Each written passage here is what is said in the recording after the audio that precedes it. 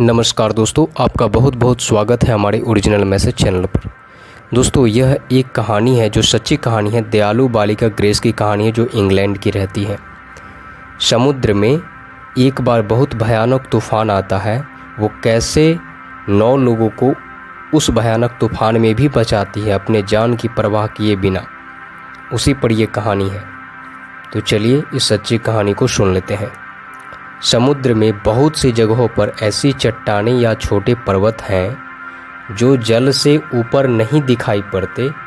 पानी में चलने वाले जहाज इनसे टकरा जाए तो टुकड़े टुकड़े हो जाए।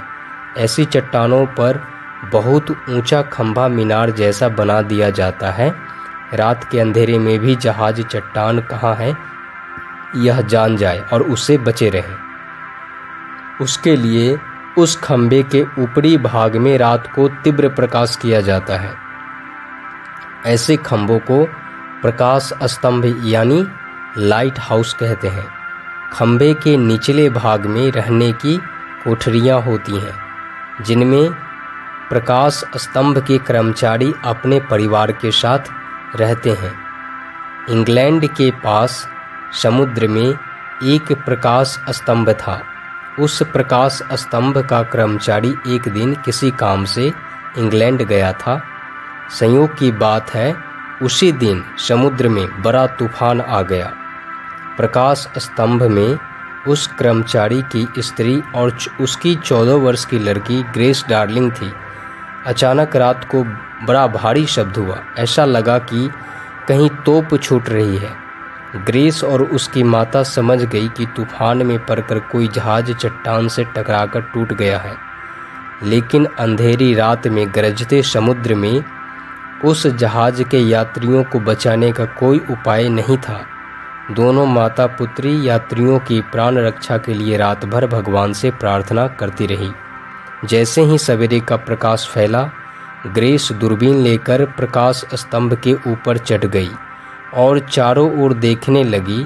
उसने देखा कि प्रकाश स्तंभ से लगभग 1 मील दूर टूटे हुए जहाज का एक तख्ता समुद्र में लहरों पर उछल रहा है और उस पर 9 आदमी किसी प्रकार प्राण बचाने के लिए चिपके हैं।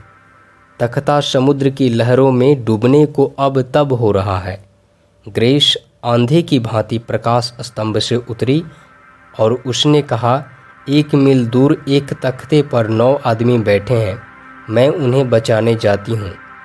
माता तो अपनी पुत्री की बात सुनकर हक्की बक्की रह गई। समुद्र जैसे पूरे क्रोध से उछल और गरज रहा था। इस समय बड़े से बड़ा जहाज भी समुद्र में जाने का साहस नहीं कर सकता था और एक लड़की एक छोटी नौका पर बैठकर 1 मील दूर जाना चाहती थी। यह पागलपन नहीं तो और क्या था। परंतु जिसके हृदय में दया की आग धधक उठती है वह अपनी ओर नहीं देखता। उसको तो तभी शांति मिलती है जब वह दुख में पड़े हुए प्राणियों का दुख दूर कर दे। ग्रेस नौका में कूद पड़ी।